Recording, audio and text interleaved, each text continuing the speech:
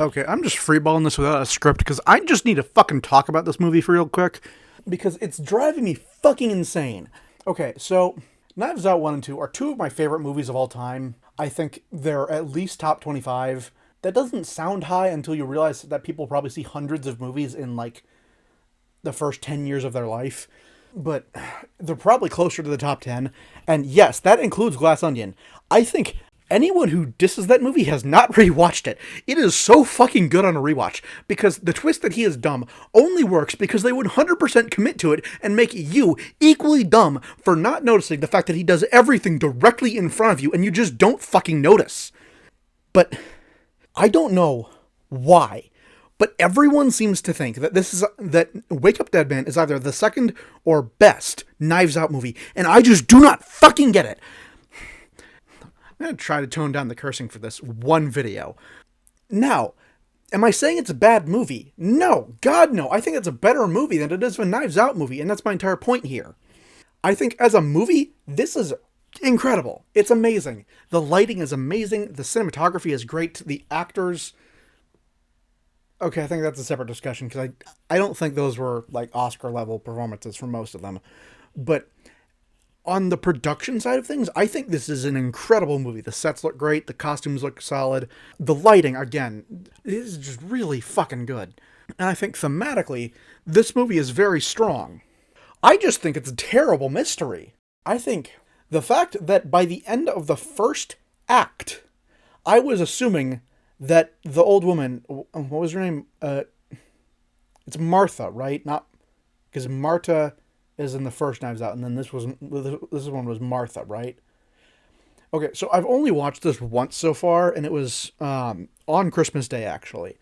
It's been like around a week or a week and a half since then, but I just haven't been able to stop thinking about it because of the fact that everyone else seems to love it. So part of what made the first two so good for me is that the mystery of the story, I had no fucking idea. And I feel like that's great for a mystery, because even if I tried, I don't think I could have figured all that out, even though I do think they give you enough details to figure it out.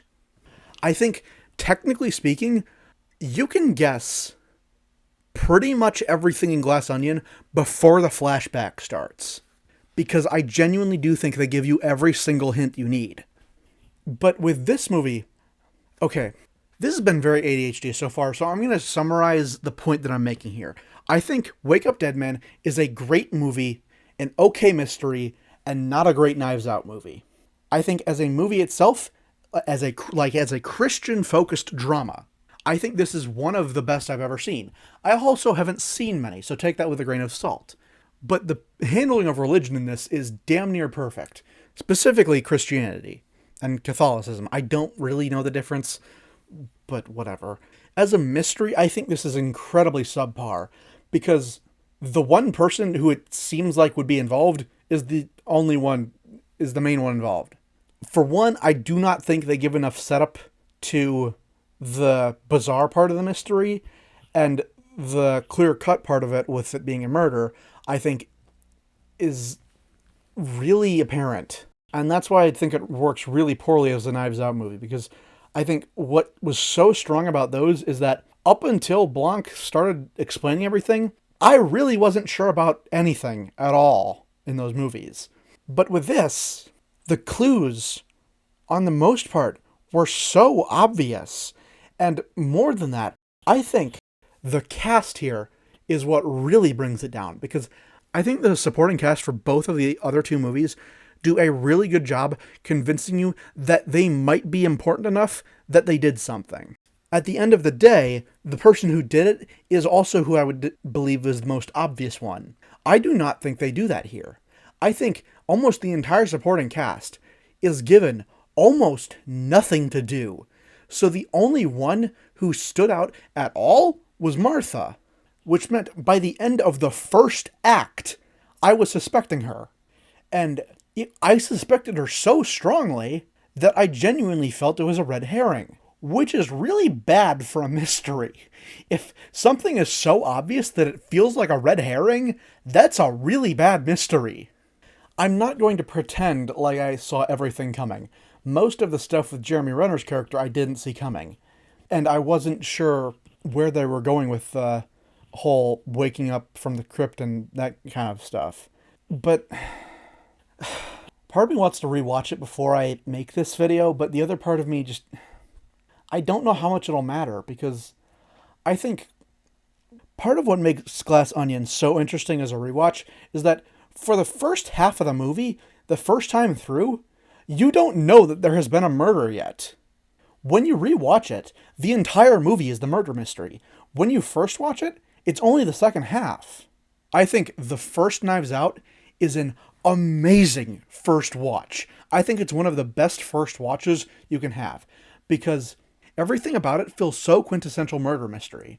So then when things completely go off the rails in a way that you've never seen happen before, and you get the answer to the murder within the first act, it completely throws you off.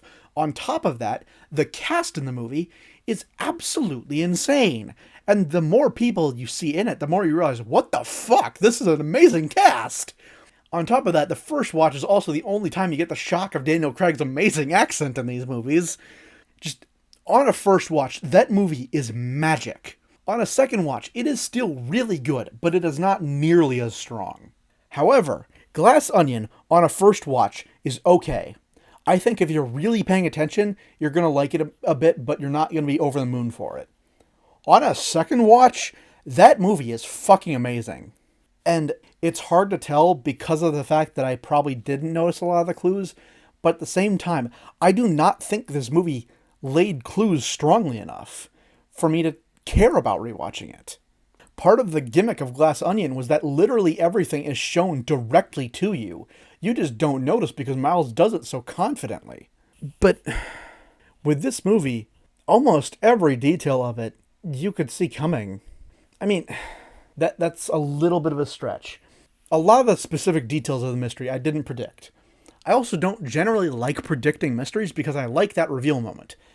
And I think the self-awareness of this movie, it went a little too far. I think the first two did a really good job of being meta without being obnoxiously meta. Because the first one is such a quintessential murder mystery, and the fact that it's not is it playing with that concept.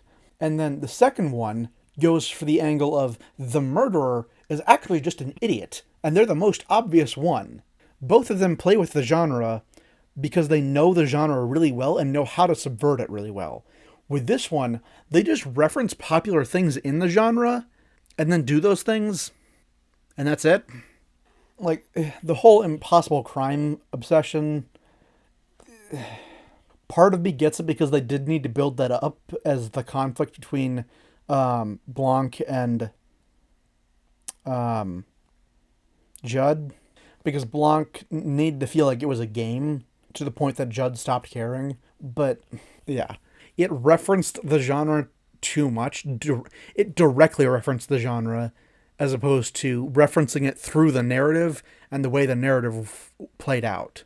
There's also the case of one of the most telling things about the mystery is a detail that you wouldn't have explained to you until the literal end of it. A huge hint about what happened ties into the drug that was used by the doctor to try to kill Martha. Like, that's a big hint.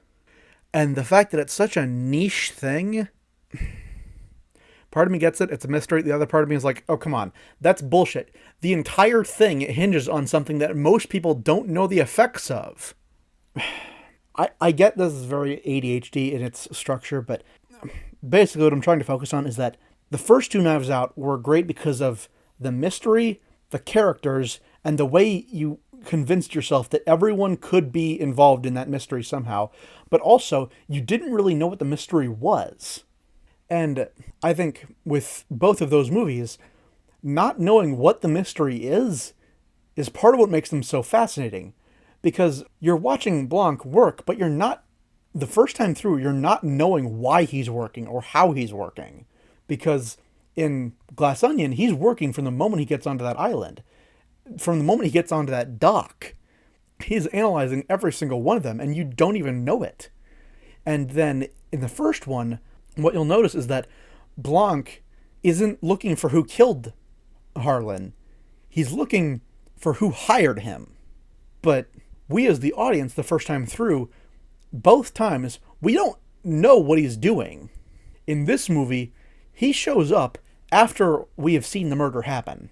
So that element of the out there mystery just isn't here for it. So I don't think it works very well as a Knives Out mystery because the mystery just isn't that inventive, frankly. And that's kind of why it ties into it not being a great mystery, because I don't think the mystery of this is that good. I think two of the biggest clues that are given are the missing wolf head and the bottle of the drug that you don't know what the effects are until Blanc explains it. But even still, I don't think the missing wolf's head would help most people to understand that. I think that is way too vague. I think with the first two, you could have feasibly figured out almost all the details by the end. I don't feel that way for this movie. And I think that makes it a bad mystery. Because if it's a good mystery, I think you should be able to figure it out. It should be really hard, but I think it should be possible. And I just don't see a world where that would be possible here. But another thing that I think the other two movies do really well is the cast. I think both of those movies have incredible casts that perform their roles so goddamn well. And they do a good job of making them all seem important enough that they might be involved. This movie, none of them are interesting. Not a single fucking one. They managed to make these characters seem more shallow than the characters in Glass Onion, where the entire point is that they're fucking shallow as shit. And it's a little hard for me to judge the cast for their performances because I think a lot of them did not do a great job. But I also think they weren't given a great script.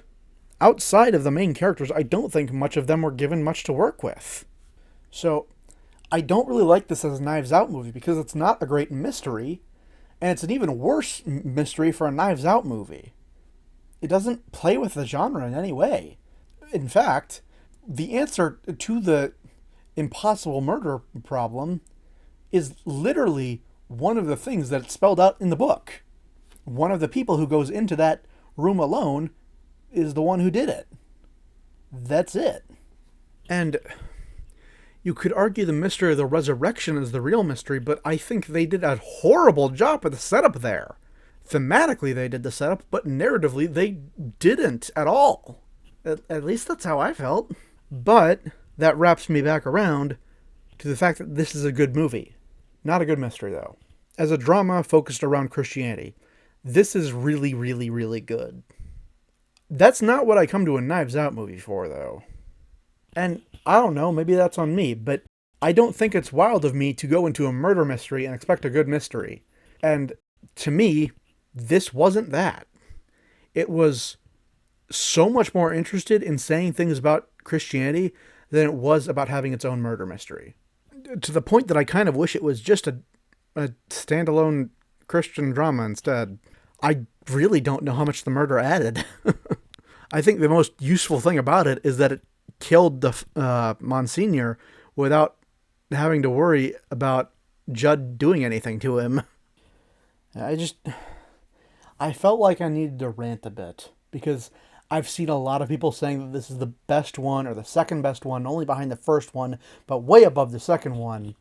And I just so strongly disagree. If we're judging them as the movie they are trying to be, I guess this is... I can't even say that this is good because it's still trying to be a murder mystery. And it doesn't do that very well. From a filmmaking perspective, this is the best one. From a mystery perspective, it's the worst. From a character perspective, aside from the main characters, it's the worst. From a thematic aspect, it's probably the strongest one, but also because it focused maybe too much on the themes. Long story short, stop with the Glass Onion slander.